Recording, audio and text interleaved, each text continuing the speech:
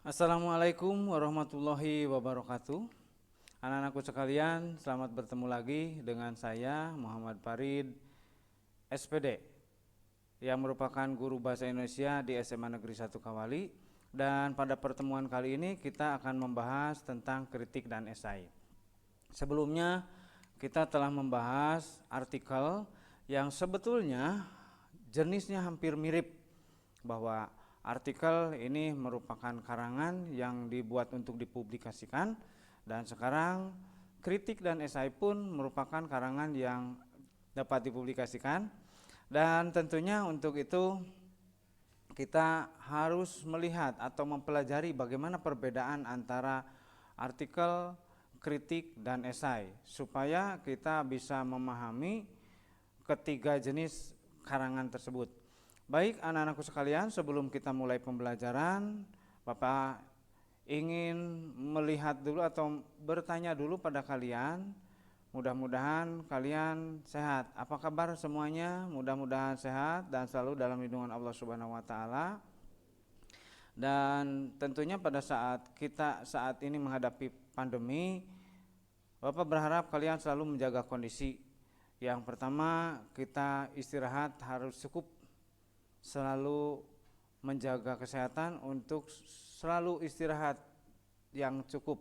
Artinya ketika kamu saat ini bermain dan sebagainya, diupayakan untuk mengatur waktu. Terutama kaum remaja biasanya begadang, upayakan saat ini dikurangi, karena bagaimanapun juga yang kurang tidur ini atau yang kurang tidur ya, daya tahan tubuh akan menurun. Jadi yang pertama, mohon kalian selalu menjaga kondisi dengan istirahat yang cukup. Kemudian selanjutnya kita juga harus makan yang cukup dan bergizi, dalam arti bahwa makan yang cukup dan bergizi di sini, bergizi tidak selalu harus mahal. Bisa dengan yang murah, makan yang murah tapi memang banyak gizinya. Di antaranya sayur-sayuran ini merupakan makanan bergizi yang murah ya. Jadi upayakan kita banyak makan sayuran dan buah-buahan tentunya. Tapi kalau buah-buahan memang boleh dikata agak mahal. Jadi kita bisa prioritaskan sayuran. Baik, untuk yang selanjutnya, jaga kondisi juga dengan berolahraga. Olahraga walaupun hanya berjalan kaki, jalan kaki ya, sambil melihat-lihat sekitar rumah kita, atau mungkin saja kita melaksanakan jalan kakinya di rumah, bisa saja ya. Kita mungkin memutari rumah kita, kalau punya pekarangan, memutari pekarangan kita beberapa putaran gitu ya, beberapa kali, sehingga kalau dihitung jaraknya bisa cukup lah atau cukup jauh. Dan ini merupakan olahraga yang ringan dan bisa dilakukan oleh siapa saja yang bisa berjalan. Oleh karena itu ya, ini merupakan olahraga yang gampang. Jadi untuk itu diharapkan kalian semuanya melakukan olahraga ini. Dan selanjutnya, untuk menjaga kesehatan dan kondisi kita saat pandemi ini, konsumsi vitamin jika memang kita mampu membeli. Kalau tidak ya cukup seperti tadi, makanan yang berupa sayur-sayuran atau buah-buahan. Kalau di kita di kampung mungkin ada di antaranya yang punyai buah-buahan di sekitar halaman rumah. Selanjutnya, terapkan selalu protokol kesehatan, di mana protokol kesehatan seperti kita ingat 3M ya. Yang pertama, memakai masker, kemudian menjaga jarak, mencuci tangan kemanapun dimanapun kita lakukan itu selalu ya, terutama pada saat kalian terpaksa harus keluar. Di antaranya banyak teman-teman kita yang keluar itu sambil membawa hand sanitizer yang kecil, itu lebih bagus lagi kalau ternyata kita tidak bisa mencuci tangan, jadi ganti dengan itu. Nah, untuk itu sekali lagi terapkan selalu protokol kesehatan, karena ternyata di kita saat ini bukannya menurun ya, yang terdampak COVID-19 bukannya menurun, tetapi bertambah. Bahkan sekarang beberapa lembaga, ada lembaga pendidikan yang terkena, kemudian Samsat juga terkena. Oleh karena itu Bapak berharap kalian selalu hati-hati. Jangan dikira bahwa teman kita ini aman. Mungkin saja teman kita telah bersentuhan dengan orang yang datang dari luar. Mungkin memang kita tahunya dia itu ada di rumahnya, tapi mungkin saja dia itu sebetulnya ya pernah bertemu dengan orang yang dari luar. Jadi waspada selalu. Ya, bukan berarti bahwa kita ketakutan bertemu dengan teman, tapi waspada. Berbeda ya, ketakutan dengan waspada itu jauh perbedaannya. Ya, kita bertemu dengan teman kita bukan takut tapi waspada, hati-hati. Sehingga kalau umpamanya kita bersalaman, ya kadang-kadang memang kita bingung, ada teman kita yang mengajak bersalaman. Kita terima saja tapi bentuknya bukan salaman ya. Begini, ketika seseorang ya menyodorkan tangannya seperti ini, kita langsung saja bisa seperti ini dari kejauhan, bisa juga langsung ya menyorongkan kepalan, biar mereka juga mengerti bahwa kita memang mengajak bersalamannya seperti ini. Nah, diantaranya seperti itu. Memang kadang-kadang kita jengah juga, bingung begitu ketika ada yang mengajak, takut dikatakan bagaimana, tapi upayakan seperti itu, biarlah mereka pada akhirnya akan mengerti juga. Dan yang keenam, tentunya kita harus selalu berdoa ya, berdoa kepada Allah Subhanahu wa taala, memohon agar kita selalu diberi kesehatan. Tentunya itu merupakan hal yang penting. Baik anak-anakku sekalian, barangkali itu yang harus selalu diingat ya, selalu diingat untuk selalu menjaga kesehatan. Dan selanjutnya sebelum belajar, marilah kita berdoa dulu dengan membaca Al-Fatihah bersama-sama. Mari kita berdoa.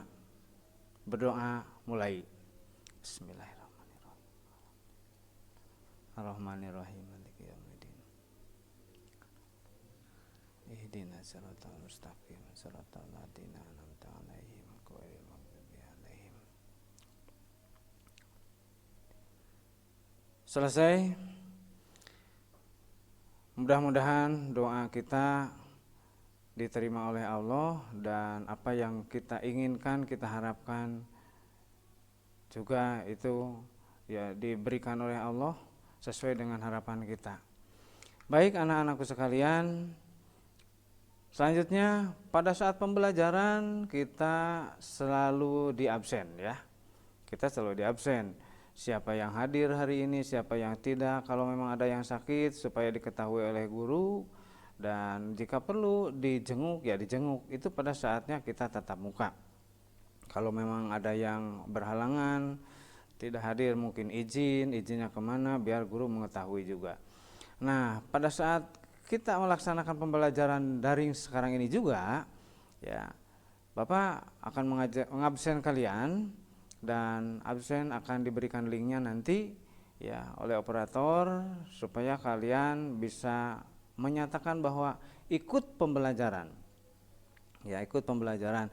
Dan ini sangat penting karena kalian harus ingat loh bahwa salah satu dari syarat mengikuti ujian sekolah, salah satu syarat kelulusan adalah 90% kehadiran. Jadi bisa dinyatakan lulus, bisa ikut ujian jika kita memang mengikuti pembelajaran sebanyak 90%. Jika kurang dari itu artinya kita tidak memenuhi syarat ya. Jadi 90% kehadiran itu menjadi syarat ya, kelulusan dan ujian. Kemudian selanjutnya bahwa yang kedua, bisa lulus, kita bisa lulus apabila menyelesaikan seluruh tuntutan kurikulum. Dalam hal ini berarti mengikuti semua pembelajaran. Nah, itu kita harus mengikuti semua pembelajaran tuntas dalam setiap mata pelajaran.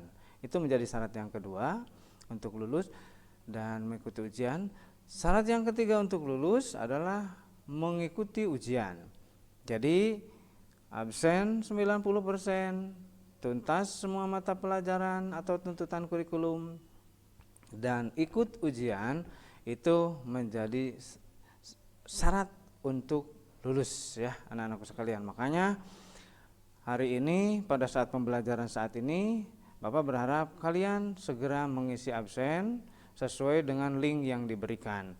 Dan apabila kalian tidak bisa ikut masuk di aplikasi Crayonpedia ini, Bapak berharap kalian segera memberi tahu kepada guru mapel, ya khususnya kalau bahasa Indonesia kepada saya, supaya saya tahu bahwa kalian walaupun tidak masuk di aplikasi atau tidak bisa mengikuti, tetapi sebetulnya kalian sudah berniat ikut, walaupun hanya 1 detik atau 1 menit gitu ya. Artinya saya sebagai guru mengetahui bahwa kamu berniat ikut, hanya ada masalah. Oleh karena itu,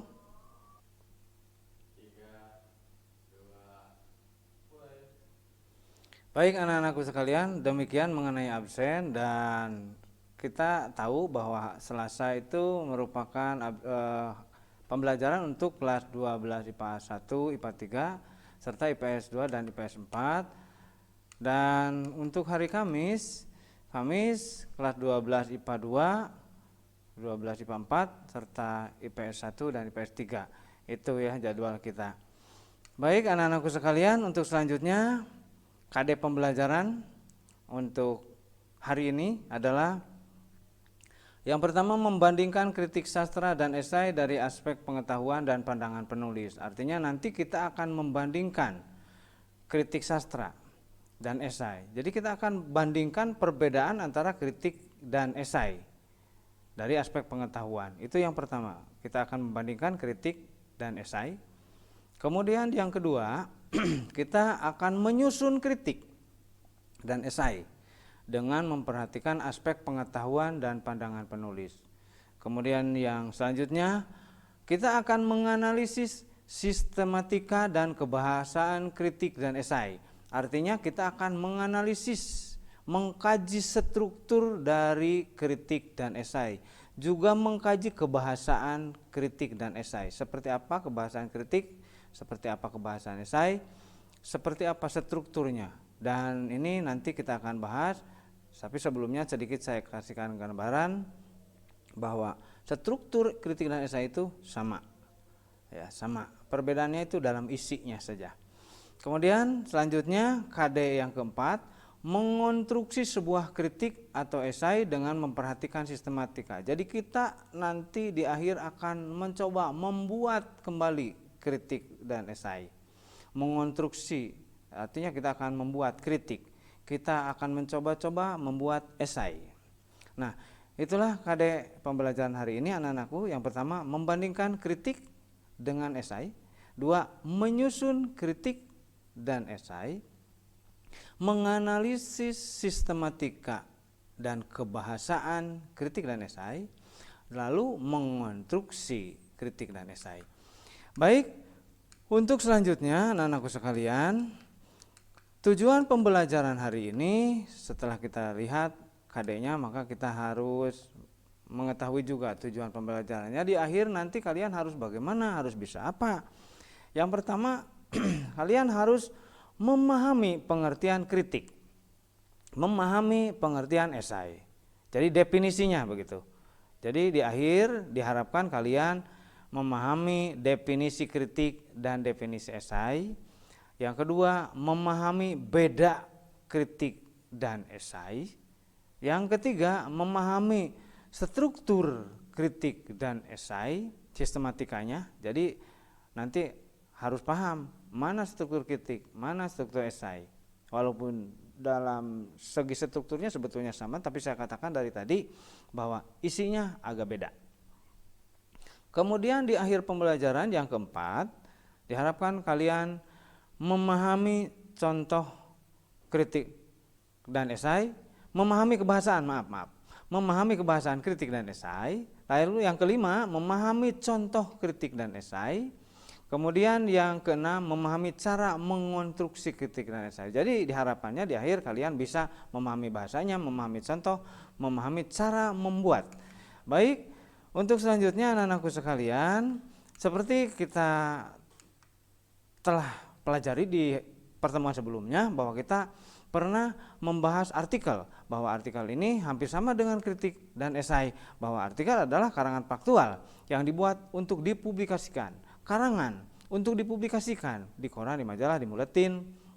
Tujuannya tapi menyampaikan ide, hanya menyampaikan ide yang disertai fakta. Nah, kalau kritik seperti apa? Ternyata sedikit agak berbeda. Jadi artikel dengan kritik ini sama tapi berbeda. Maksudnya bagaimana? Maksudnya bahwa artikel dan kritik strukturnya sama tapi isinya berbeda. Kalau artikel di sini ditujukan untuk publikasi yang di dalamnya hanya menyampaikan ide disertai fakta, menyampaikan ide. Kalau kritik beda. Kritik itu menilai. Anak-anakku menilai ya. Strukturnya sama nih yang ini. Ya dulu. Struktur artikel ini diantaranya ada 3 ini. Yang pertama thesis statement, ya, kemudian argumen, lalu reiteration atau disebut penutup. Di sini disebut tesis atau pembuka merupakan pembahasan tentang topiknya. Topik inti dari permasalahannya dibahas di pembukaan dan sebagai pengenalan sekaligus definisi. Lalu pembahasan argumen ini membahas tentang pendapat dari penulis yang disertai dengan fakta dan data. Kemudian penutup ini penegasan ulang, menegaskan kembali tentang pendapat-pendapat atau argumen-argumen yang berada di pembahasan. Nah, itu sekedar mengulas kembali ke pembahasan sebelumnya, yaitu tentang artikel. Dan Bapak sangat yakin bahwa kalian sudah paham dengan artikel. Ini hanya mengingatkan sekaligus untuk melihat perbedaannya dengan apa yang akan kita bahas. Takut-takut kalian nanti agak bingung perbedaannya antara artikel, kritik, dan esai. Baik, itu merupakan pembahasan sebelumnya yang bagi guru itu sebagai persepsi tentunya, ya, untuk berkaitan dengan pembelajaran yang berikutnya. Dan kamu saya harapkan ingat tentang contoh-contoh artikel. Di antaranya ada beberapa judul yang bisa saya sebutkan, misalnya tentang kebakaran hutan di Indonesia. Di dalamnya berupa deskripsi, karena kita ingat bahwa artikel itu ada deskripsi, ada yang berbentuk naratif, ada yang berbentuk persuasif, ada yang pokoknya banyak macamnya. Di sini ada contoh misalnya kebakaran hutan di Indonesia. Ini merupakan artikel deskripsi. Kemudian manfaat madu bagi kesehatan.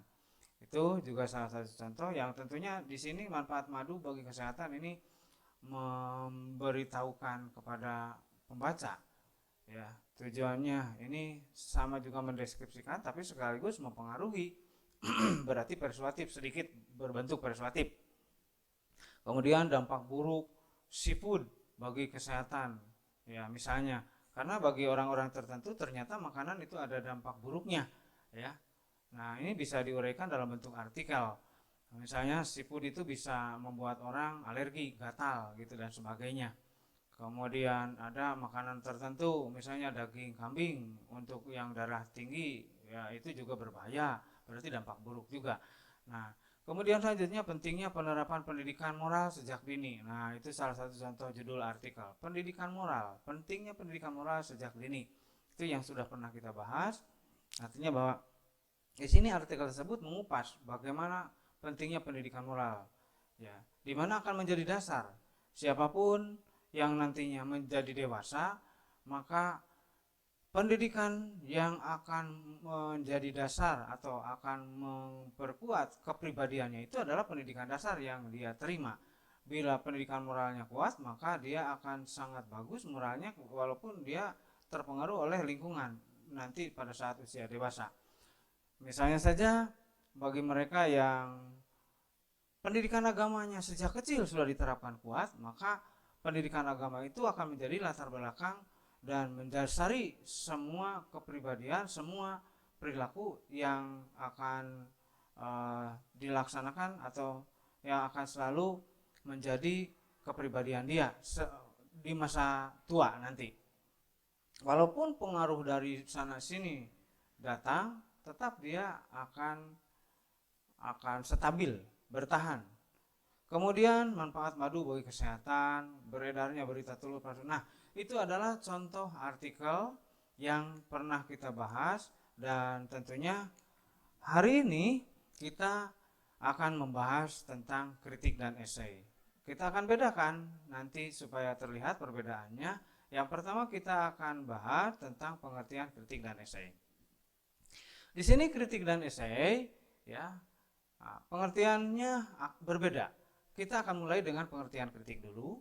Yang pertama, pengertian kritik atau definisi kritik. Apa yang maksud dengan kritik? Kritik adalah pernyataan yang mengungkapkan kekurangan karya atau kelebihan karya. Kekurangan atau kelebihan. Di sini karena kita kritik, ya lebih cenderung ke membahas kekurangannya. Mengungkapkan kekurangan karya. Sebetulnya bisa saja bentuknya bukan cuma kekurangan, tapi menyatakan kelebihan. Misalnya resensi novel. Nah, di sini resensi ini bisa mengkritik dari segi kekurangan, bisa mengkritik atau dalam hal ini menyebutkan kelebihannya. Resensi, misalnya saja resensi novel. Di sini resensi novel bisa mengakibatkan sebuah novel yang baru terbit bisa mengakibatkan novel tersebut menjadi viral, disukai, atau justru ditutup karena adanya resensi. Dimana bila resensinya menyatakan novel yang baru terbit tersebut jelek, ya kurang bagus, maka novel tersebut bisa ditutup peredarannya. Salah satu contoh dulu pernah pada tahun 80-an muncul sebuah buku yang berjudul Adik Baru. Di buku tersebut mengupas tentang seks. Buku tersebut bertujuan untuk mengajarkan pendidikan seks di Indonesia, atau pada buku tersebut mengajarkan pendidikan seks, bahwa pendidikan seks dirasa perlu dengan maksud supaya bahwa anak di Indonesia tidak mencoba-coba melakukan atau mencari-cari pengetahuan seks dengan bereksperimen sendiri. Maka dengan buku tersebut diharapkan anak paham tentang seks dan tidak usah mencari-cari atau bereksperimen untuk menemukan jawaban. Tapi ternyata buku tersebut berisi tentang gambar-gambar yang boleh dikatakan vulgar berkaitan dengan masalah seks, sehingga justru oleh pengkritik dianggap buku tersebut lebih membahayakan karena justru akan meracuni, karena ada gambar-gambar yang eksotis di mana di situ diajarkan memahami struktur anatomi tubuh wanita secara detail dengan gambarnya dan segala macamnya. Nah, itu. Jadi oleh si pengkritik dikatakan bahwa buku tersebut vulgar, eksotis, dan tentunya justru meracuni. Jika beredar akan membahayakan moral bangsa. Maka karena ada resensi atau kritik tersebut, maka buku Adik Baru tersebut akhirnya ditutup dari peredaran. Nah, jadi kritik ini adalah mengungkapkan pernyataan yang mengungkapkan kekurangan karya seseorang didasarkan pada analisis yang mendalam. Analisisnya mendalam. Ada kajian-kajian, bahkan bisa mengutip dari teori-teori para ahli sebelumnya. Gitu ya. Disertai tentu alasan kajian teori yang objektif untuk menilai suatu karya sastra. Jadi pengertian kritik sekali lagi adalah pernyataan yang mengungkapkan kekurangan karya seseorang didasarkan pada analisis yang mendalam disertai alasan melalui kajian teori yang objektif untuk menilai suatu karya. Objektif artinya objektif ini ya pendapat semua orang sama, bukan subjektif. Kalau subjektif kan pendapat pribadi perorangan. Nah, kalau kritik ini pendapatnya harus objektif, ya objektif. Nah, jadi demikian. Jadi pengertian kritik kalau mau dikaji sekali lagi, kritik adalah pernyataan mengungkapkan kekurangan karya seseorang. Karya bisa drama, bisa novel, bisa apa saja, lukisan bisa. Ya.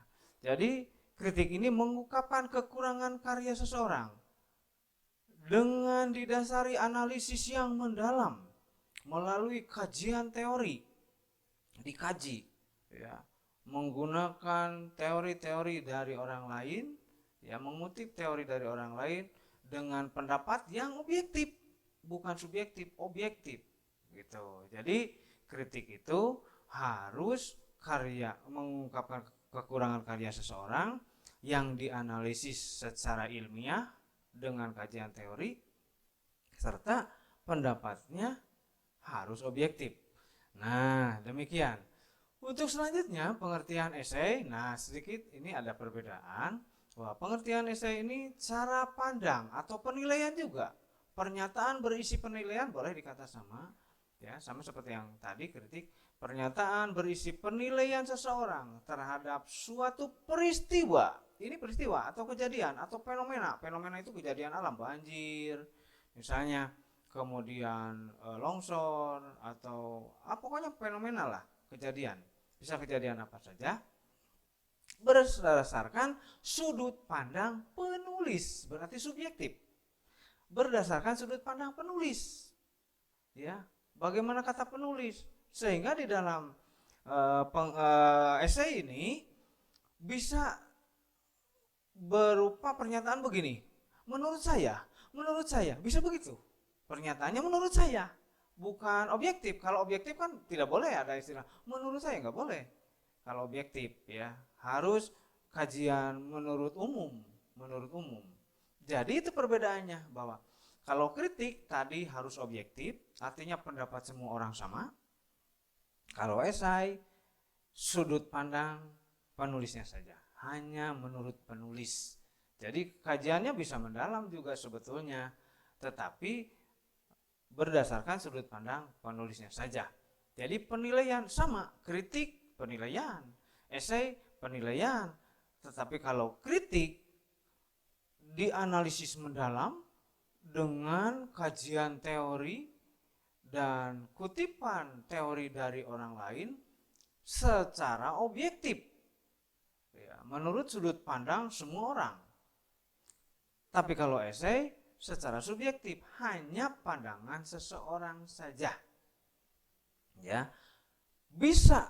bisakah esai ini menggunakan data, kajian teori dan sebagainya? Bisa saja sebetulnya, tetapi tidak apa-apa.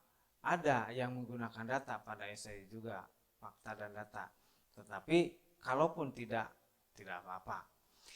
Baik, itu adalah perbedaan kritik dan esai dari segi pengertian. Pengertiannya seperti itu. Mudah-mudahan paham. Jika tidak paham, nanti kalian bisa bertanya kepada saya melalui WA. Ya, silakan, saya akan melayani siapapun, walaupun WA-nya banyak. Ya, dari setiap orang saya sudah biasa, nggak masalah. Baik anak-anakku, selanjutnya kita akan bahas tentang perbedaannya, ya, perbedaan kritik dan esai dilihat dari segi isi. Nah, kita akan lihat dari segi isi. Di sini di tayangan mudah-mudahan kamu bisa lihat, bisa baca. Kalau terlalu kecil ya didekati saja layarnya. Nah, perbedaan kritik dan esai ini dilihat dari segi isinya. Kita lihat ada 3 perbedaan. Yang pertama, kritik. Kritik objek kajiannya adalah karya. Jadi kritik ini yang dikajinya, yang akan dibahasnya pasti karya. Bisa cerpen, bisa puisi, bisa seni musik, bisa drama, bisa tari, bisa film, bisa lukisan, karya.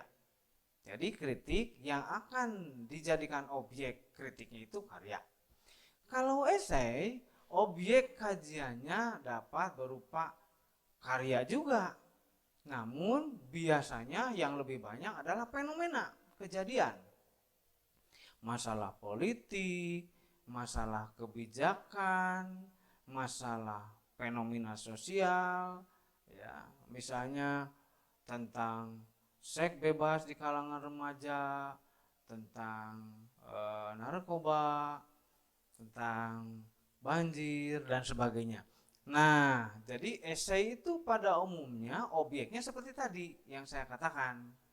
berupa fenomena, ya, fenomena atau kejadian, baik kejadian politik, baik berupa kebijakan, berupa fenomena sosial. Fenomena sosial itu yang saya katakan tadi, hubungan antara manusia yang satu dengan yang lain, bisa adat, budaya, begitu, kebudayaan. Misalnya di Tasik ada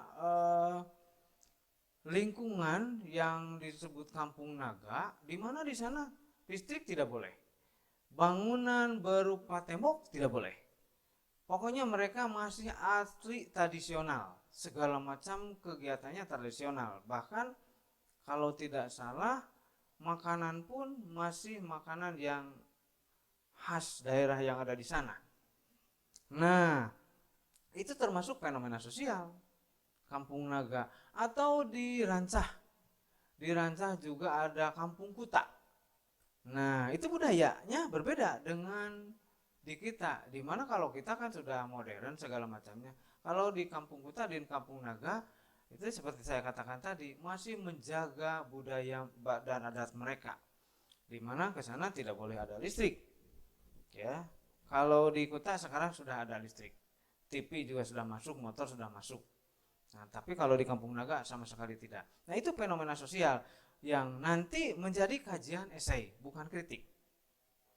Nah, kalau kritik cenderung membicarakan masalah baik tidak.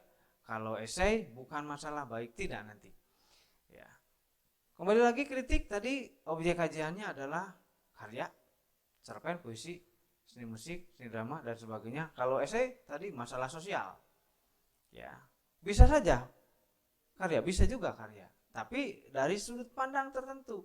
Ada salah satu contoh, misalnya di sini esai tentang drama yang dibuat oleh Putu Wijaya berjudul Ger. Ya, di sini esainya dibuat oleh seseorang. Esai tersebut membicarakan tentang drama dari sisi diri pengarang, bahwa menurut pengarang esai tersebut begini, begitu, begini, nah sebagainya. Berarti karya, yang dinilainya karya. Jadi boleh karya. Tapi pada umumnya, yang saya katakan pada umumnya adalah masalah politik, kebijakan baru, fenomena sosial. Selanjutnya yang kedua, ya, kritik isinya terdapat deskripsi karya. Deskripsi karya itu maksudnya ringkasan. Jadi ada ringkasan. Kalau dalam resensi disebutnya sinopsis, ringkasan karya. Jadi dalam kritik itu pasti ada ringkasannya. Misalnya Habibur Rahman dalam ceritanya Ayat-Ayat Cinta menceritakan tentang perjalanan si Anu dengan si Anu di ketika sekolah di Turki, di Mesir gitu ya. Nah, jadi ada ringkasan cerita, begitu, ada deskripsi. Itu dalam kritik. Kalau esai tidak memuat deskripsi atau ringkasan karya, tidak ada ringkasan. Oke, sekali lagi, kritik ada ringkasannya dan esai tidak ada. Kalau di kritik itu ringkasan, saya katakan tadi sinopsis. Di esai tidak memiliki sinopsis. Jadi sudah ada dua perbedaannya. Yang pertama, objeknya kritik berupa karya, sedangkan esai berupa fenomena. Dan kritik mempunyai ringkasan, sedangkan esai tidak memiliki ringkasan. Yang ketiga adalah menyajikan data objektif yang didapatkan dari hasil penelitian atau penulis ahli. Jadi di kritik ini ada kutipan dari penulis yang ahli. Gitu. Menyajikan data yang objektif. Objektif itu bukan pendapat pribadi, tapi bisa pendapat orang lain gitu. Artinya datanya sudah diteliti. Ya. Jadi kita mengadakan dulu penelitian. Kita mengadakan survei.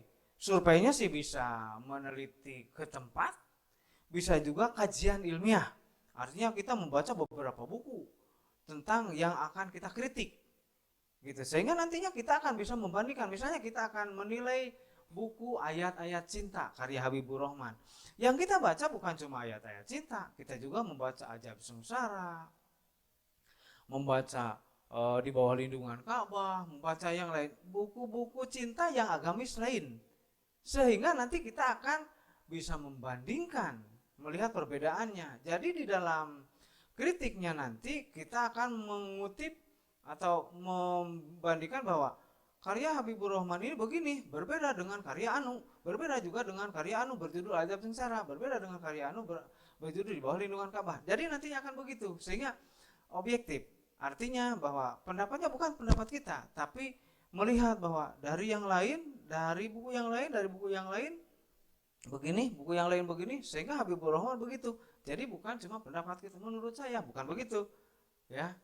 Tapi ada perbandingan.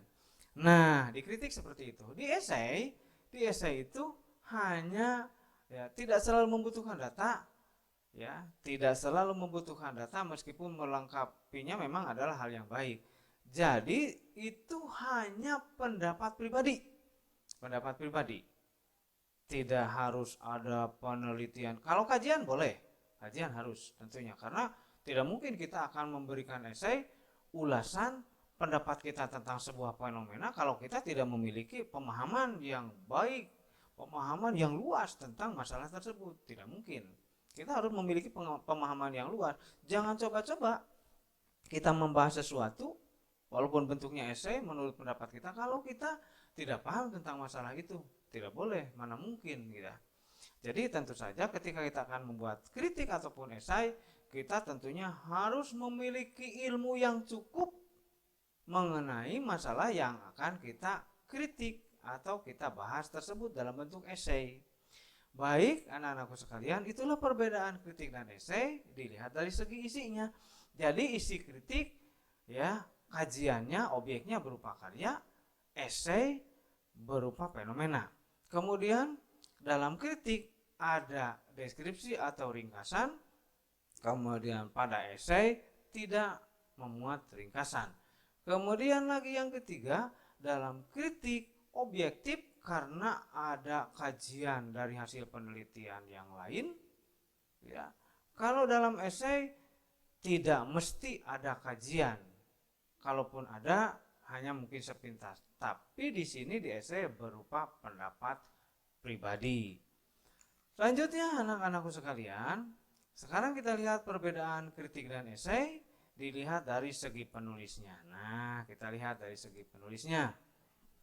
Kritik di sini ya penilaian terhadap karya yang dilakukan secara objektif disertai data empiris dan alasan yang logis. Nah, dilihat dari penulisnya objektif, artinya si penulis itu mengadakan penelitian dulu, membanding-bandingkan, tadi sudah. Kemudian kalau esai kajiannya dilakukan secara subjektif, kebanyakan opini, hanya pendapat saja, menurut saya begitu, dari sudut penulisnya begitu. Kalau yang tadi kan ada perbandingan, ya, jadi kritik itu ada perbandingan, bahwa penulisnya membanding-banding.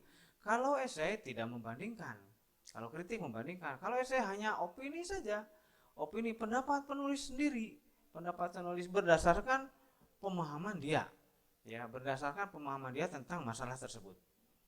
Yang kedua, kritik dalam melakukan penilaian seringkali menggunakan metode kajian teori yang sudah mapan untuk menilai jenis karya tertentu. Jadi intinya kritik ini menggunakan metode dan kajian, bisa metode kepustakaan, bisa juga survei, datang langsung ke tempat yang akan dikritiknya gitu. Kalau lukisan misalnya yang akan dikritiknya, maka dia akan mendatangi pelukisnya, mempelajari tentang sisi kehidupan pelukis, kemudian pengaruh pelukis, pernah belajar di mana, aliran lukisannya dan sebagainya, itu harus dikaji.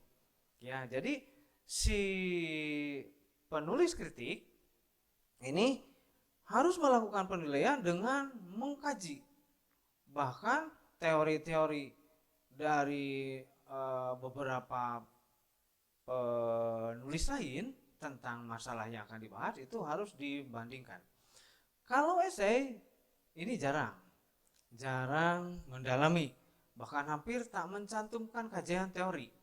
Jadi artinya ada esai yang sama sekali tidak mencantumkan pendapat orang lain, semuanya berdasarkan pendapat si pengarang, ya, si penulis esai maksud saya. Dan selanjutnya yang ketiga, perbedaan yang ketiga, pembahasan karya secara utuh dan menyeluruh, bahwa dalam kritik ini pembahasan karyanya utuh, dari awal sampai akhir itu utuh, semuanya tek-tek bengeknya dibahas secara detail, menyeluruh, melakukan perbandingan baik dan buruk, ya, perbandingan baik dan buruk secara utuh. Sedangkan esai seringkali tidak menyeluruh, hanya fokus pada sisi yang menarik bagi penulis, hanya yang menarik. Misalnya saja tadi ya, drama karya Putu Wijaya, ya. Si penulis esai hanya menyoroti bahwa Putu Wijaya ini bukan pengarang biasa, dia pengarang yang tidak umum, tidak lazim.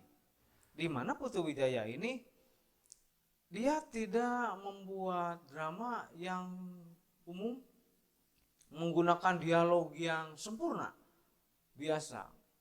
Di mana yang kita lihat drama yang umum adalah drama yang gerakan yang wajar seperti kehidupan sehari-hari, dengan ngobrol-ngobrol seperti kita sehari-hari. Nah, Putu Wijaya ini tidak. Bahkan boleh dikata ada ini boleh dikata mini kata, artinya dramanya itu tidak menggunakan dialog full, satu kata, ya, dia mungkin ngomongnya si tokoh utama atau tokoh-tokohnya itu hanya berbicara satu kata, misalnya aku pergi, baik, tapi ke barat, tidak, aku ke timur. Nah, seperti itu, ya, seperti itu. Untuk orang yang biasa, drama tersebut sebetulnya membingungkan, ya, seperti halnya puisi embling, ya, puisi kontemporer yang dibuat oleh Sutarji Kaljubahri misalnya, Remi Silado dan sebagainya. Putu Wijaya itu seperti itu, ya. Mungkin kalian masih ingat, dulu saya memberikan contoh tentang puisi pada semester 1, puisi embling karya Putu Wijaya, karya Sutarji Kaljubahri yang berjudul Tragedi Sih Kawinka. Itu kan hanya berupa judulnya Tragedi Sih Kawinka, tapi berupa huruf semacam huruf Z begitulah, dengan kalimat di baris pertama, sih kak, win kak, sih kak, win kak, sih kak, win kak, sih kawin, kasih kawin, sih kok kau. Coba, hanya begitu kalimatnya. Kalau dipahami, kalau kita lihat secara awam, itu membingungkan, bahkan boleh dikata apa artinya. Nah, itulah yang disebut puisi embling, puisi kontemporer. Seperti itu pula lah Putu Wijaya membuat drama dan bagi penulis esai hanya itu yang akan dibahasnya, bahwa Putu Wijaya itu orang yang menarik. Dia dengan hanya satu kata saja bisa memaknai berbagai maksud. Dan penulis esai fokus ke masalah itunya saja, ke masalah itu, ke masalah bahwa Putu Wijaya itu orang yang berbeda dari yang lain, begitu. Nah, itu yang dimaksud bahwa seringkali tidak menyeluruh. Jadi tidak menyeluruh di sini. Membahasnya hanya fokus ke bahwa Putu Wijaya itu orang yang unik, yang membicarakan satu kata saja bisa memaknai berbagai macam. Jadi dramanya juga drama yang aneh, yang unik. Nah, itu. Jadi tidak dibahas secara segala macamnya lah dari karyanya, tapi hanya membahas tentang keunikan kata-kata dalam dramanya, keunikan kata-kata dalam dramanya. bukan tentang settingnya, tentang apa, pokoknya kan dalam drama itu ada unsur drama, unsur intrinsik, ekstrinsik, ya. Di antaranya, ya unsur intrinsik itu ada tema, amanat, ya alur, penokohan dan sebagainya. Tidak dibahas itu, tidak dibahas. Ya. Kalau dalam kritik itu pasti dibahas, dalam kritik, ya segala macamnya, tema, amanat, alur, penokohan, point of view dan sebagainya pasti dibahas.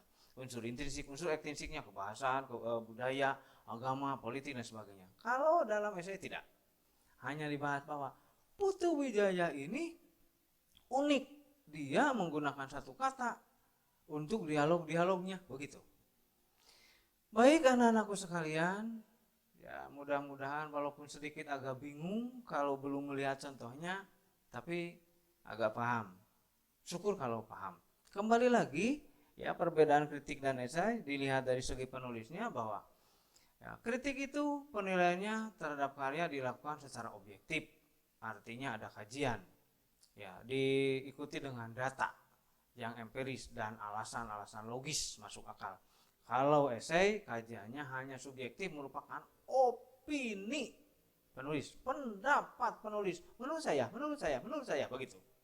Kalau kritik bukan menurut saya, tapi berdasarkan buku anu, berdasarkan ya buku anu karangan anu, begitu. Ya. Kemudian yang kedua, melakukan penilaian seringkali menggunakan metode dan kajian teori. Jadi mengutip kajian teori dari buku lain. Kalau esai jarang menggunakan kajian teori dari pendapat orang lain. Kemudian yang ketiga, pemahamannya utuh, pembahasannya secara utuh, sedangkan esai hanya satu sisi. Boleh dikata hampir seperti begini, roman dan novel itu membahas kehidupan manusia dari lahir sampai mati, atau manusia, kalau novel manusia dari lahir sampai dewasa. Tapi kalau cerpen itu hanya satu sisi kehidupan. Misalnya kehidupan seseorang di malam minggu saja, kejadiannya di malam minggu, tidak setiap hari, tidak sebulan. Kalau cerpen dan kalau roman dan novel kan seluruh kehidupan manusia. Nah, perbedaannya seperti itu, kritik dan esai dari pembahasan, bahwa pembahasan kritik itu keseluruhan, kalau esai hanya satu sisi saja. Seperti saya katakan tadi, kalau kritik, ya misalnya drama yang akan dikritik, maka unsur intrinsik dan ekstrinsiknya, unsur intrinsik tema, amanat, ya penokohan, setting dan segala macamnya itu akan dibahas, ya dikritisi. Kalau esai tidak, ya misalnya saja si penulis hanya tertarik pada bahwa drama ini mini kata, dialognya pondok pendek, makanya itu yang akan disoroti, dialognya pendek-pendek dan ini menarik, ini unik dan sebagainya, begitu. Sedangkan tema, amanat, penokohan dan sebagainya tidak dibahas. Baik, seperti itu kira-kira perbedaan kritik dan esai dilihat dari segi penulisnya. Untuk selanjutnya anak-anakku sekalian, kita lihat struktur kritik dan esai. Sama dengan artikel sebetulnya. Yang pertama pembuka atau tesis. Di sini berisi tentang pendapat atau opini umum, definisi umum tentang yang biasa berupa pengenalan, ya, karya, pengenalan karya, definisi umum tentang karya. Jadi memperkenalkan topik lah, apa yang akan dibahasnya, gitu. Di pembuka itu memperkenalkan topik. Sekaligus jika kritik di sini juga dimunculkan sinopsis atau ringkasan yang akan dibahas kalau dikritik. Jadi di pembuka ini adalah pendapat atau opini umum yang biasanya berupa pengenalan dan deskripsi karya. Pada kritik atau pengenalan dan definisi umum isu. Isu di sini masalah, maksudnya masalah. Baik, selanjutnya yang kedua, pembahasan argumen. Ya. Yang pertama tadi adalah pembuka atau tesis berisi topik dan ringkasan. Yang kedua ini adalah argumen. Yang kedua di sini bukan maksudnya paragraf kedua, bisa paragraf keempat, bisa paragraf berapa, karena pembuka juga bisa beberapa paragraf. Pembahasan atau argumen ini berisi argumen atau pendapat-pendapat penulis, ya kritik dan esai sama. Pendapat penulis hanya bedanya bahwa kalau kritik tadi sudah dikatakan ini objektif, kalau esai subjektif. Ya, berisi pendapat penulis sebagai penjelasan pada pembuka, menjelaskan apa yang dikemukakan di topik di pembuka. Jadi di sini pada kritik bagian argumen ini banyak memuat data, fakta, kajian teori dari orang lain yang teruji untuk mendukung argumen-argumen penulis. Jadi penulis mengemukakan argumen sekaligus menyampaikan data-datanya atau fakta-fakta atau teori-teori, ya, teori-teori dari orang lain untuk mendukung pendapat pribadinya tadi. Kalau pada esai, nih kembali lagi pada esai. Pada esai ini, ya, biasanya tidak terlalu banyak menggunakan fakta atau data. Bahkan ada yang sama sekali tidak menggunakan fakta pada esai. Jadi, ya, pada kritik argumennya ini memiliki data dan fakta serta kajian teori, sedangkan pada esai ada yang menggunakan fakta, ya. Jadi pendapatnya itu atau argumen atau opini penulisnya yang menggunakan fakta dan data, ada juga yang tidak. Selanjutnya yang terakhir adalah penutup. Ya, penutupnya itu merupakan perumusan kembali secara ringkas atau ringkasan dari keseluruhan, sekaligus, ya, di sini ringkasan dari tesis dan argumen, ringkasan pembuka dan pembahasan, sekaligus juga merupakan penegasan, ya, penegasan ulang tentang argumen, menegaskan lagi argumen, sehingga menjadi kesatuan yang utuh. Ya, di sini bahwa di sini penutup itu merupakan perumusan kembali secara ringkas apa yang ditulis pada tesis dan argumen, jadi mengulas tesis dan argumen atau menegaskan ulang sehingga menjadi kesatuan yang utuh. Pada kritik, bagian penutup ini merupakan penilaian akhir dan saran. Pada esai ini jika harus ada solusi berarti berupa solusi atau penyelesaian masalah, begitu ya. Jadi sedikit perbedaan untuk penutup. Pada kritik bagian akhir ini merupakan penilaian. Misalnya pada kritik tentang ayat-ayat cinta karya Habibur Rahman. Di akhir ini dikatakan bahwa buku tersebut bagus, buku tersebut jelek, tergantung mau mengatakan bagus atau jelek, gitu ya. Tapi tentu saja dengan alasan buku ini bagus karena anu, buku ini jelek karena anu. Itu pada kritik. Pada esai ini memuat solusi. Baik, selanjutnya kita lanjutkan lagi kaidah kebahasaan kritik dan esai. Nah, kita lihat seperti apakah kaidah kebahasaan kritik dan esai. Yang pertama, kebahasaan yang ada dalam kritik dan esai memuat pernyataan persuatif. Pasti memuat pernyataan yang bersifat mempengaruhi, mengajak. Ya, persuatif. Misalnya, kenapa terlalu terburu-buru dalam mengungkap konfliknya? Bukankah banyak pula novel sukses yang dibangun melalui narasi yang lambat? Nah, ini pernyataan persuatif seperti itu, kalimat persuatif pada kritik.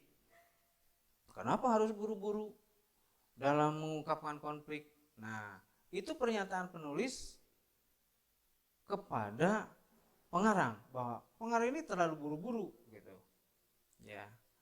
Tujuannya mempengaruhi pembaca supaya pembaca juga setuju, menyatakan oh iya buku ini penulisnya terlalu buru-buru, begitu tujuannya.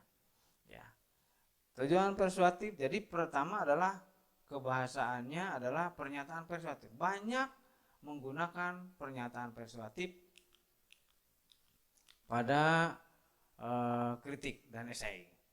Ya. Kemudian yang kedua, pernyataan fakta berupa data dan fakta. Di sini merupakan data untuk membuktikan kebenaran argumen penulisnya, bahwa ketika penulis menyatakan opini pada argumen-argumen baik di kritik maupun esai, maka terutama dikritik harus dibuktikan dengan data.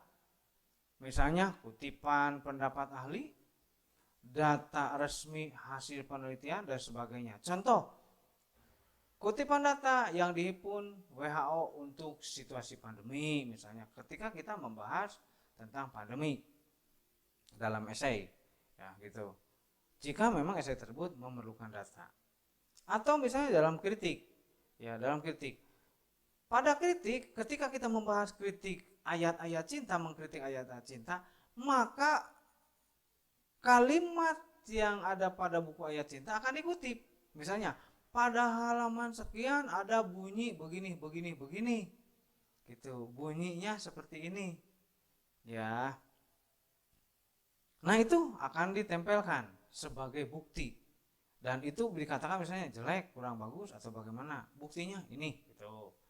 Selanjutnya yang ketiga adalah ungkapan pernyataan mengomentari atau menilai, bahwa dalam kritik itu banyak bahasa mengomentari, karena namanya juga mengulas, mengkritik, pasti mengomentari. Kata saya tadi di awal menggibah, gitu ya, menggibah gitu. Jadi banyak mengomentari di sini, ya. Misalnya saja contoh dalam kritik, narasi antar peristiwa dirangkai dengan sangat apik oleh penulisnya, sangat apik. Berarti saya sedang menilai bagus, bahwa buku itu bagus. Buku itu termasuk buku yang bagus. Maka si penulis kritik ini mengatakan narasi antar peristiwa dalam buku ayat-ayat cinta dirangkai dengan sangat apik. Begitu. Atau contoh lain dalam esai misalnya, tampaknya kebijakan tersebut memang berniat untuk mensejahterakan rakyat. Hanya saja fakta di lapangan berkata lain. Itu pendapat penulis. Ya, kebijakan itu memang berniat mensejahterakan rakyat, tapi kenyataannya bukan mensejahterakan. Itu misalnya. Itu kan berbentuk komentar, mengomentari kebijakan itu berniat untuk mensejahterakan. Kebijakan yang mana? Yang itu saya komentari. Kebijakan yang itu saya komentari, itu untuk mensejahterakan, tapi kenyataannya tidak. Gitu misalnya, itu komentar. Jadi kebahasaan yang ketiga adalah mengomentari. Yang keempat, banyak istilah teknis. Istilah teknis itu istilah yang ada pada masalah-masalah tertentu. Pada masalah-masalah tertentu atau masalah bidang tertentu. Misalnya, setiap bidang mempunyai istilah teknis. Misalnya dalam basket, olahraga basket ada istilah banyak. Ada dribble, ada shoot, ada pas bawah, pas atas. Kalau dalam olahraga senam lantai ada back roll, ya, ada hop roll, back roll, dan sebagainya. Nah, itu istilah. Di bidang novel ada istilah diksi, konflik, majas, kemudian ada lagi point of view, tema, amanat, dan sebagainya. Itu di bidang novel. Nah, itu istilah teknis. Jadi istilah teknis itu istilah yang ada pada suatu bidang. Ternyata dalam kritik, ya, istilah-istilah tersebut banyak digunakan. Tergantung kritiknya mengkritik apa. Kalau novel, pasti yang dikritiknya kalau novel pasti banyak istilah-istilah diksi, konflik, majas, tema, amanat, point of view, dan sebagainya, pasti ada itu. Kalau yang dikritiknya tentang basket, pasti ada istilah dribble, shoot, pas bawah, pas atas, dan sebagainya. Kalau yang dikritiknya tentang masalah makanan, ya tentu ada istilah bahan-bahan makanan yang disebutkan. Jadi dengan kata lain nomor 4 ini, ya, kebahasaan dari kritik dan esai itu banyak memuat istilah teknis tergantung pada bidang yang sedang dibahas. Yang kelima, kata kerja mental. Kata kerja mental itu kata kerja yang dikerjakannya oleh otak, pemikiran. Dikerjakan oleh pemikiran. Contohnya, mencintai, menyayangi itu kan dilakukan oleh otak. Ya, memendam, mengandalkan, mengidentifikasi, menentukan, menegaskan, mengingat. Nah, di dalam kritik ini ternyata banyak menggunakan kata-kata seperti itu. Menegaskan, menentukan, memendam, mengingatkan. Jadi dengan kata lain, Kaidah kebahasaan yang kelima, kritik esai adalah banyak menggunakan kata kerja mental atau banyak menggunakan kata kerja yang harus dipikirkan atau kata kerja yang menggunakan pikiran. Begitu. Untuk selanjutnya, anak-anakku sekalian, kita akan melihat langkah menyusun kritik. Apa saja yang harus dilakukan ketika akan menyusun kritik? Mohon maaf, ini bukan corona, mudah-mudahan tidak corona. Ya, dan kalian juga tidak ada yang kena corona, walaupun kelihatannya saat ini banyak ya di sekitar kita yang kena. Makanya kita hindari, berupaya sekuat tenaga untuk menghindari corona dengan minimal melaksanakan 3M, memakai masker, mencuci tangan, menjaga jarak. Saya juga sudah membuat jargonnya, lagu ya untuk itu. Kembali lagi, langkah menyusun kritik. Yang pertama, mendata identitas karya. Nah, karena kritik itu saya katakan tadi sejak awal, membahas atau mengkritisi tentang sebuah karya, cerpen, novel, maka cerpen kan ada identitasnya. Apa saja? Judulnya ada, penulisnya, nama penulis ada, diterbitkan tahun berapa ada, tahun terbitnya ada, penerbitnya, nama penerbitnya apa, Erlangga, ya, atau misalnya Balai Pustaka, ya, dan sebagainya. Itu harus diidentifikasi, ditulis oleh kita, ya. Ditulis oleh kita, ya. Yang pertama, mendata identitas karya, mencatat judul, mencatat penulisnya siapa, penerbit, tahun terbit, jumlah halaman, dan sebagainya. Yang kedua, membuat deskripsi singkat mengenai karya, deskripsi gambaran, atau dengan kata lain ringkasan, buat ringkasannya, atau sinopsis, membuat gambaran tentang karya berupa sinopsis. Jadi kita buat sinopsisnya. Jadi kita harus baca dulu keseluruhan ceritanya. Kalau kita sedang mengkritik cerpen, novel, karya gitu ya, karya berupa cerpen, novel, maka kita baca dulu lalu buat ringkasannya. Yang ketiga, mencatat kelebihannya. Apa sih kelebihannya? Bahasanya, tulisannya, atau misalnya apa yang lebih hebatnya. Misalnya Buya Hamka dalam Lindungan Ka'bah menceritakan masalah percintaan tapi yang dilandasi agama, di mana di situ tidak tergambar pacaran yang arogannya atau yang erotisnya, tidak, betul-betul islami. Nah, itu kan kelebihan, catat sama kita bahwa dalam Lindungan Ka'bah itu cerita cinta tapi kelihatannya sangat agamis begitu, boleh dikata agamis lah, dimana kan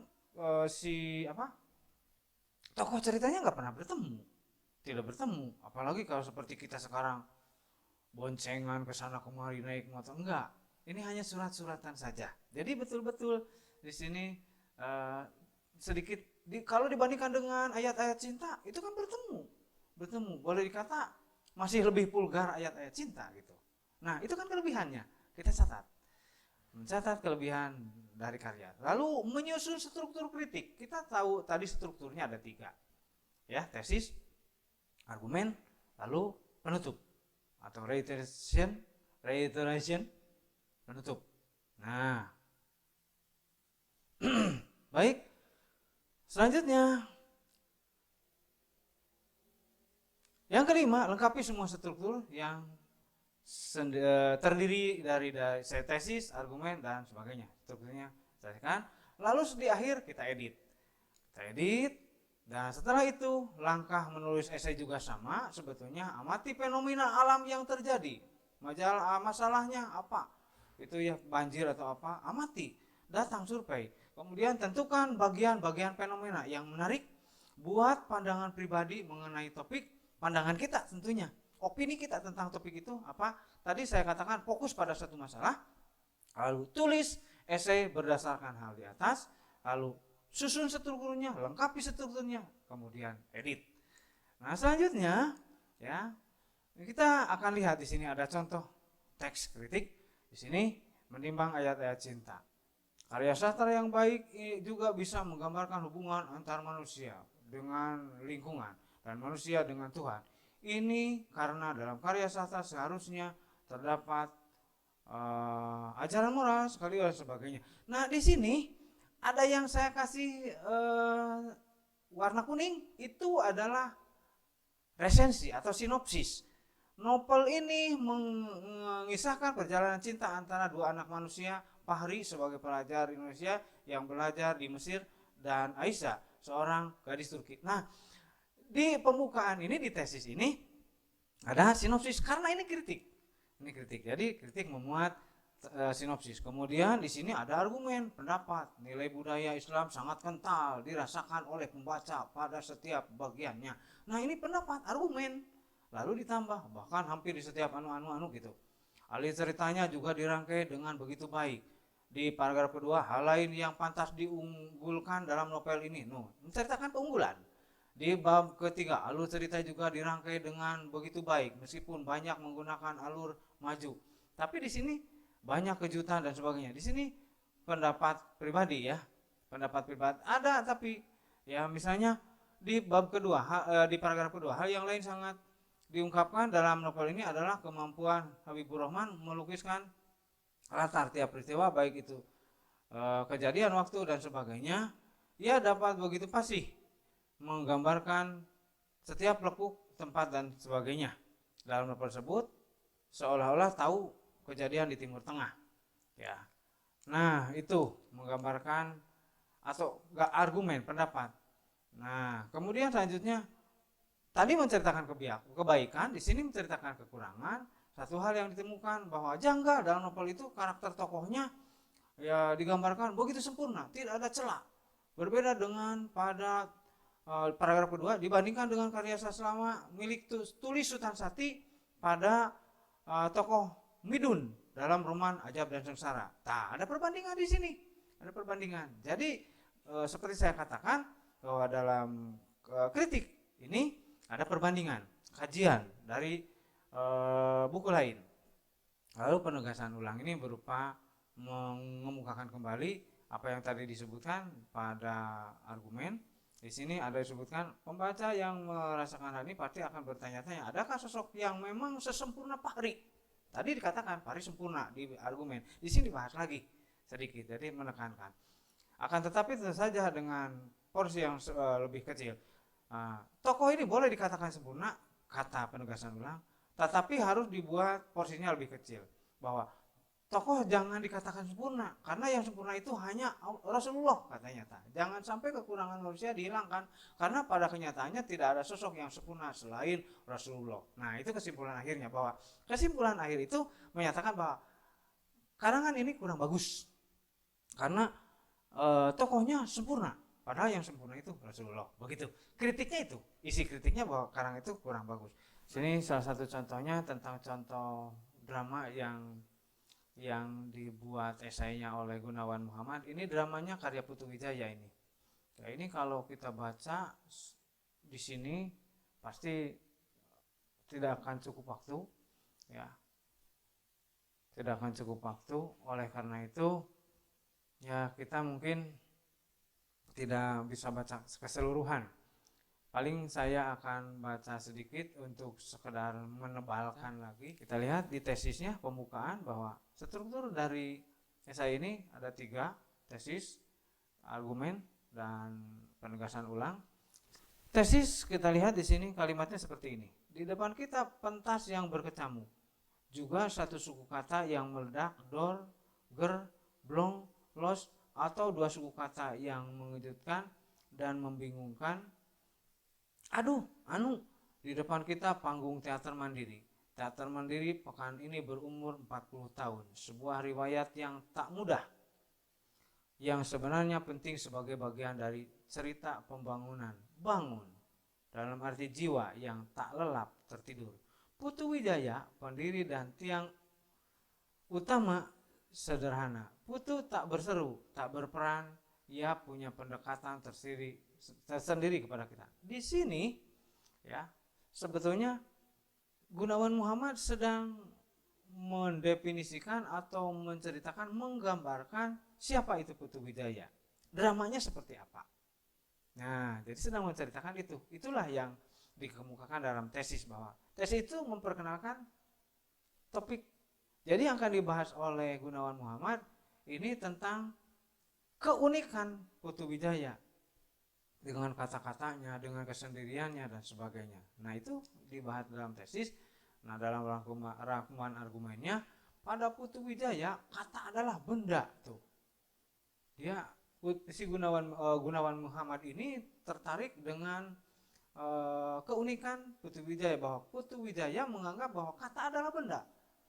Kata adalah materi yang punya volume di sebuah ruang, sebuah kombinasi bunyi dan imaji, sesuatu yang menggebrak persepsi kita. Ia tidak mengklaim satu makna. Ia tak berarti tak punya isi kognitif atau tak punya manfaat yang besar. Ini terutama hadir dalam teaternya, yang membuat teater mandiri akan dikenang sebagai contoh terbaik teater. Nah, jadi di sini penulis itu menceritakan argumen, pendapat dia tentang Putu Wijaya, bahwa Putu Wijaya itu unik dalam memaknai sesuatu, termasuk memaknai kata.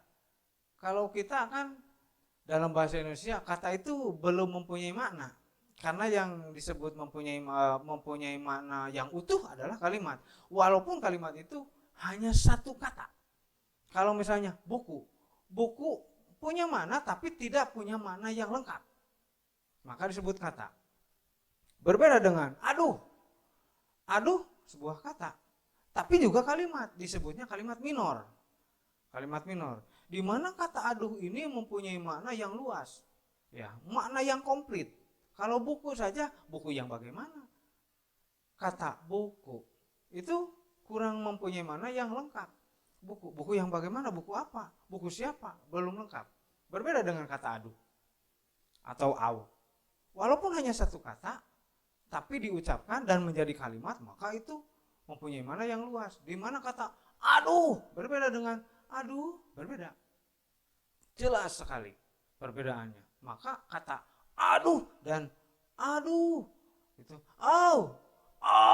berbeda. Ya, berbeda sekali maknanya. Ya, itu komplit. Kalau aduh berarti orang mengerti ketika dia mengatakan aduh. Kalau kata aduh, sebutkan kata aduh yang bagaimana ini? Aduhnya nggak jelas. Apakah aduh sakit atau aduh senang? Ya, karena ada aduh senang.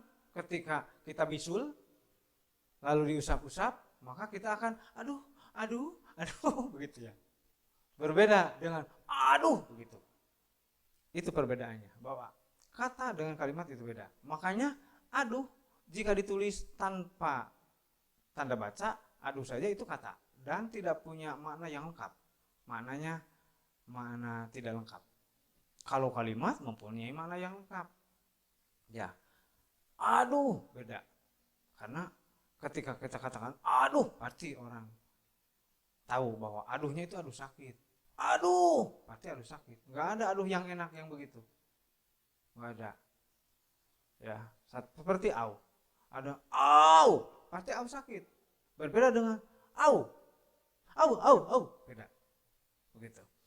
Baik anak-anakku sekalian, ternyata Putu Wijaya seperti itu, memaknai kata itu dengan kata yang unik, dengan unik. Dan itulah yang disorot Gunawan Muhammad.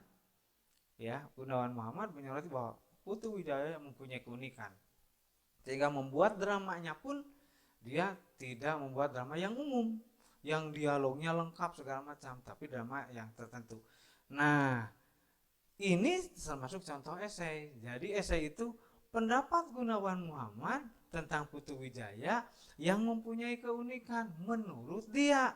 Kalau menurut saya, karena saya ini bukan ahli seperti Gunawan Muhammad, ya tetap saja puisi embling seperti tadi saya katakan, tragedi Si Kawinka, drama Ger karya Putu Wijaya, menurut saya itu membingungkan, tidak menarik, justru membuat kita menjadi pokoknya pusing lah, bingung apa artinya ketika kita nonton drama tersebut. Kata-katanya hanya kata-kata yang minimalis atau yang mini kata disebutnya. Kita kan jadi bingung karena kita orang awam, gitu ya. Berbeda dengan Gunawan Muhammad. Dia kan seorang ahli sastra juga, ya, ahli bahasa, otomatis dia bisa mengartikan sehingga tertarik dengan hal yang seperti itu, ya. Nah, anak-anakku sekalian, kesimpulannya bahwa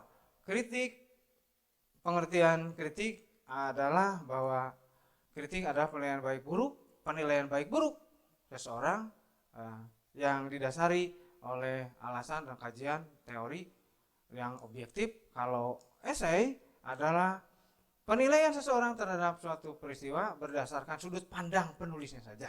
Kemudian perbedaan kritik dan esai, objeknya kajian berupa karya, objeknya berupa kajian objek. Perbedaan kritik dan esai ini bahwa objek kajian berupa karya, sedangkan esai objek kajiannya berupa fenomena. Ya, sedangkan kritik di sini isi kritik terdapat deskripsi karya atau disebut dengan ringkasan, gambaran tentang karya.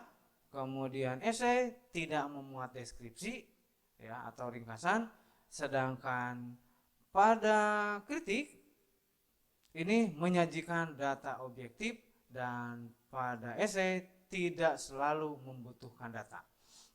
Jadi sekali lagi di sini kesimpulannya yang pertama, pengertian kritik adalah penilaian baik buruk karya seorang didasarkan pada analisis yang mendalam, ya, disertai dengan kajian teori yang objektif. Sedangkan esai penilaian juga, tapi berdasarkan sudut pandang penulisnya. Perbedaan kritik di sini, kritik objeknya berupa karya, sedangkan esai objeknya berupa fenomena. Kritik objeknya memiliki deskripsi karya atau ringkasan, sedangkan esai yang kedua, perbedaan yang kedua, tidak memiliki ringkasan. Perbedaan yang ketiga, kritik menyajikan data objektif, ya, nyata hasil penelitian, sedangkan esai tidak membutuhkan data. Walaupun boleh ada data, tapi esai ini, ya, tidak membutuhkan data, bahkan karena pendapat pribadi, hanya pendapat pribadi. Selanjutnya, struktur kritik sama dengan artikel. Saya katakan bahwa strukturnya terdiri dari tesis, argumen, dan penegasan ulang. Pada kritik berupa pengenalan dan deskripsi karya, ya, di tesis itu pengenalan, ya. Pada esai berupa pengenalan dan definisi umum. Sekali lagi, pada kritik tesisnya berupa pengenalan dan deskripsi atau ringkasan, ya. Di pembukaan itu, ya, kritik hanya berupa pengenalan dan ringkasan, sedangkan pada esai pengenalan dan definisi. Dan argumen pada struktur yang kedua, yaitu argumen berupa pendapat penulis. Kalau dalam kritik disertai dengan fakta dan bukti serta kajian teori. Kalau dalam esai hanya pendapat penulis saja, opini. Bisa disertai fakta, data, tapi pada umumnya tidak. Yang ketiga, struktur yang ketiga adalah penegasan ulang, bahwa dalam kritik penegasan ulangnya itu merupakan perumusan ringkas mengenai tesis dan argumen. Artinya bahwa di penegasan ulang ini memuat kembali masalah yang ada pada tesis dan argumen, ya. Argumen-argumennya dikuatkan lagi dan ada ringkasan dan argumen. Tapi kalau pada esai berupa saran, berupa penyelesaian masalah. Nah, kira-kira seperti itu. Sedangkan kaidah kebahasaannya yang pertama dalam kritik dan esai ini sama, memuat banyak pernyataan persuatif. Tadi, ya, masih ingat, persuatif itu pernyataan yang mempengaruhi pembaca, berniat mengajak mempengaruhi. Yang kedua, pernyataan fakta berarti banyak memuat data-data, hasil penelitian atau hasil survei, kaidah kebahasaannya. Yang ketiga, berupa ungkapan mengomentari, banyak pernyataan berbentuk mengomentari atau menilai. Itu kaidah kebahasaan yang ketiga, ya, berupa komentar. Bahasanya berbentuk komentar atau penilaian. Kaidah bahasa yang keempat adalah istilah teknis, banyak memuat istilah bidang-bidang tertentu. Istilah teknis itu bidang-bidang tertentu. Misalnya, kalau yang dinilainya atau dikritiknya tentang sastra, maka banyak istilah sastra. Kalau yang dinilainya novel, maka banyak istilah novel. Misalnya saja saya katakan tadi, ada pasti banyak mengungkapkan istilah tema, amanat, ada sebutan, ya, penokohan, ya, tema, amanat, penokohan, alur dan sebagainya, gaya bahasa, gitu. Pasti memuat kata-kata itu. Kalau yang dibahasnya tentang basket, pasti ada istilah seperti saya katakan tadi, dribble, passing, pas atas, pas bawah, begitu, shoot dan sebagainya. Dan yang kelima, kata kerja mental. Jadi dalam kritik dan esai ini, ya, kaidah kebahasaan yang kelima banyak menggunakan kata kerja. Di mana kata kerja itu memerlukan pemikiran. Ya, memerlukan pemikiran. Ya, apa saja yang harus yang biasanya kata kerja seperti apa saja yang termasuk kata kerja mental? Banyak ya, mengingat, memikirkan, menganalisis. Itu kan berarti kalau kita sebut ada istilah mengingat, berarti itu dilakukan oleh kepala, oleh otak kita, oleh pikiran. Maka itu disebut kerja mental. Coba diingat, kita pasti begitu berpikir. Nah, itu artinya kata kerja di mana pekerjaannya harus dilakukan oleh mental atau oleh otak. Coba pikirkan, coba ingat, berarti kita akan berpikir atau mengingat, berarti yang bekerjanya mental. Nah, itu disebut kata kerja mental. Itulah kaidah kebahasaan kritik dan esai, ya. Selanjutnya, anak-anakku sekalian, jangan lupa absen. Itu merupakan akhir dari pembicaraan kita. Dan sekali lagi, absen jangan lupa, linknya nanti dikirim, ya, oleh operator, dikirim. Karena absen ini menyatakan walaupun kalian hanya 1 menit, misalnya karena aplikasinya tidak support, kamu masuk keluar lagi, tapi kamu mengatakan, Pak, saya ikut, tetapi aplikasinya tidak jalan, maka kamu sudah dianggap hadir. Jadi dengan demikian diharapkan absen selalu ikut. Dan bila ada permasalahan, boleh kalian nanti menghubungi guru mata pelajaran, saya sendiri. Silahkan kemukakan masalah kamu, ya, kepada saya tentang masalah-masalah yang berkaitan dengan pembelajaran ini, termasuk juga aplikasi yang kalian pakai. Barangkali ada permasalahan, ya, atau misalnya masalah kuota dan sebagainya yang menjadi gangguan. Intinya ketika kalian ada masalah tentang pembelajaran, maka kalian segera hubungi guru. Jangan sampai kalian tidak ikut tapi tidak ada kabar kepada guru, sehingga di kemudian hari terjadi permasalahan yang menyangkut dengan nilai. Dan otomatis karena kalian kelas 12 ini berkenaan dengan pelulusan, di mana pelulusan itu dilaksanakan secara bersamaan, ya, otomatis kita mungkin untuk remedial harus buru-buru. Oleh karena itu, informasi dari kalian tentang hal-hal yang berkaitan dengan permasalahan yang kalian hadapi harus segera sampai kepada Bapak Ibu Guru supaya segera bisa ditangani. Baik anak-anakku, sekali lagi, ya, Bapak ingatkan, tetap selalu jaga kondisi di masa pandemi ini. Bagaimanapun juga kita harus selalu saling mengingatkan, karena ternyata saat ini bukannya semakin sedikit, ya, korban COVID-19 ini, tapi di kita justru sekarang banyak. Kalau dulu saya berpikir mungkin tidak akan sampai ke daerah kita karena kita di kampung, tapi ternyata saat ini banyak. Oleh karena itu, ya, kalian harus tetap selalu menjaga kondisi. Di antaranya yang pertama, istirahat yang cukup. terutama anak muda kalian ini ya, biasanya gadang. Apalagi sekarang ada yang beranggapan bahwa ini sedang libur. Enggak libur kita ya, enggak libur kita. Saya melihat kalian selalu ikut pembelajaran, artinya kalian sadar bahwa saat ini tidak libur. Jadi di malam hari kalian tidur yang cukup, istirahat yang cukup, gitu ya. Di siang hari kita belajar dari mulai Senin, Selasa, Rabu, Kamis, hari Jumat digunakan untuk kegiatan kerohanian, untuk pembinaan karakter. Itu kita harus sadari. Hanya porsinya saja yang dikurangi pembelajaran kita ini ya. Yang biasanya kita sampai jam 3 ya di pada pembelajaran tatap muka, saat ini kan kita hanya sampai jam 11, jam 10, jam 11 gitu ya. Jadi kita tetap harus jaga kondisi, istirahat yang cukup, makan yang cukup. Makan yang cukup itu bukan cukup kenyang begitu ya, yang cukup asal kenyang, makan nasi sama garam, bukan itu. Kalau bisa yang bergizi begitu ya, makanannya yang bergizi, nggak usah mahal. Kita ada kan, kita di kampung banyak ya, di halaman tetangga, halaman kita gitu ya, banyak di halaman kita tumbuh-tumbuhan ya, kalau kita menanam begitu.